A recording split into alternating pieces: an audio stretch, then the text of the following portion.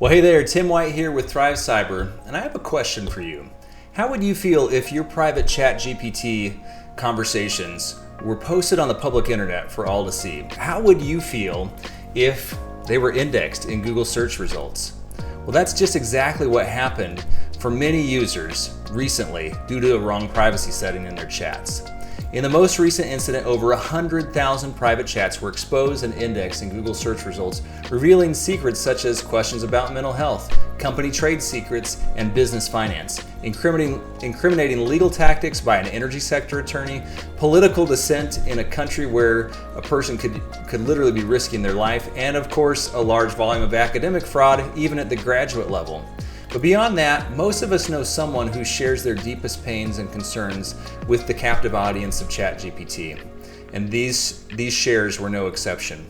If you have friends using ChatGPT or you use it yourself, these are settings you don't want to miss. So let's jump in and look at the why and how for what causes this situation and how we can fix it.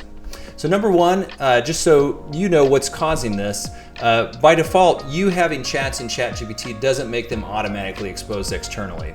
But what does make them exposed externally is this share button, and it looks benign, right? Looks just like any other share button you've seen in your computer or on your phone apps or on websites. But what's different about this one, and I wouldn't say it's the only one like this, but it's really encouraging you to expose your data. It's encouraging you to create a link, but it doesn't offer to tell you how you can limit that, right? It doesn't say, hey, do you want to share this to just your brother? Do you want to share this to just your best friend? Do you want to share this to just yourself? It doesn't ask any of that. It just says, hey, you want to make a public link that anybody could get to if they knew it? You in? Right?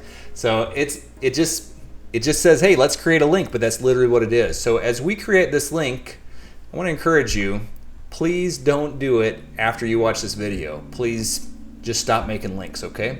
As we make this link, we're literally making another possible conversation that could show up in the chat flow just to our right. Now, as we jump back into these posts, this post and this chat flow, I want to encourage you. This situation has thankfully been shut down. OpenAI had a previous setting where they would allow you to make your chats discoverable, and somehow over 100,000 chats got set that way. Maybe that's the only ones that got exposed that way. We're not really sure. We don't know the whole story. But as of now, OpenAI has worked with Google and they've actually unlisted all these Google search results. OpenAI also worked with archive.org and they removed the archive of their shared folder that was also up there. Now, the bad news is it could still be in some other places, and that will start to be revealed over time. Once something is exposed on the internet, it's kind of hard to get that back, right? But let's go ahead and take a look at what we can do. We want to control our controllables. There's certain things we can control, there's other things we can't, right? So here's the one thing we can control, it's how we share. So instead of using the share button, I'm going to encourage you with a different but really simple method. And as I get ready to show you this, I want you to ask yourself a question each time you get ready to do this for one of your chats. Just ask yourself, hey, would it be worth an extra 30 seconds to keep this from getting listed on Google? That's a question you're going to have to answer yourself, but for me, it is. So instead of using the share button, I'm going to do something equally easy. I'm just going to scroll up to the top. I'm going to select and scroll all the way to the bottom, and then I'm going to right click and copy. At this point, I can paste it into any note-taking app that I want. I can paste it into a simple Word or LibreOffice document. I can paste it into OneNote. I can paste it into Google Keep or into Apple Notes. Whatever you use, you can get it in there, and it's going to be just a simple copy paste, just like you might already use for other documents. So very easy method, and it gets it into a way that you can keep and you can reference later. But the next thing that I want to show you is, what do I do for all these shares that I already did, right? Like that one I just did 5 minutes ago. If I go into my profile icon and settings, I have a very easy option in data controls to clear those out. And you're going to see a list as you go to data controls, shared links, and manage. You'll see a list, and all we're going to do is just hit the trash can on each of those items. What that does is it begins to remove the link, and now that conversation, which was publicly shared before, is now no longer shared. Just that simple, you've cleared it out. The last thing that I'm going to encourage you to do on a weekly or monthly basis, set a schedule in your reminders or in your calendar app. I want you to delete your chats. Now, this is optional, but think of it this way.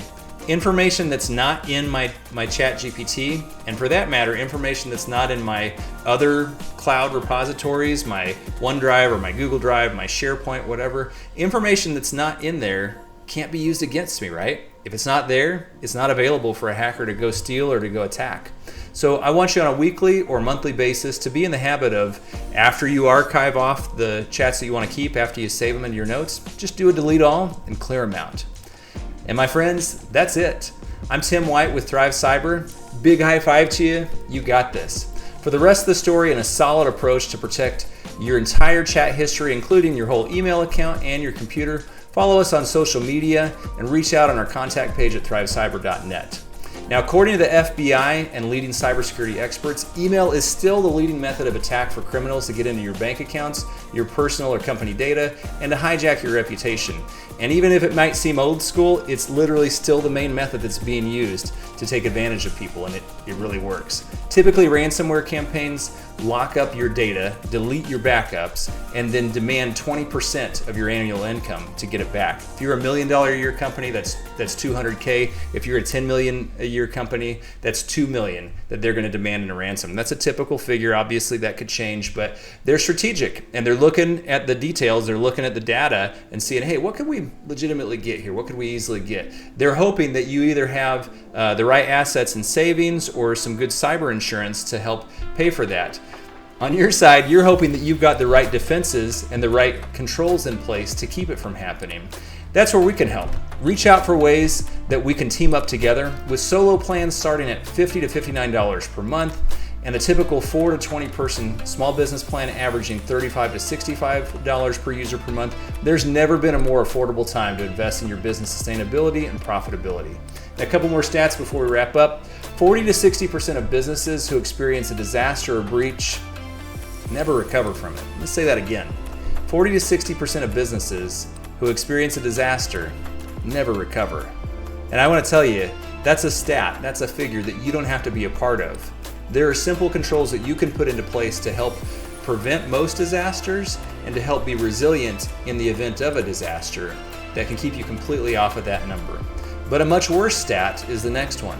90% of businesses who don't recover within 10 days go out of business within 1 year.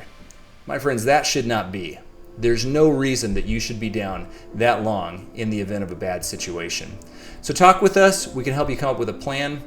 And I want you to stay out of those stats. Think about your typical daily earnings and how it would affect you if you were down for 3 days, 10 days, 13 days, 24 days, 30 days, whatever the figure is. Think about that. And then let's work together to dial that down to a number that you can handle. Maybe you come up with a resiliency plan that says, hey, we'll only be out for a day. Maybe you can handle 3 days, whatever it takes, right?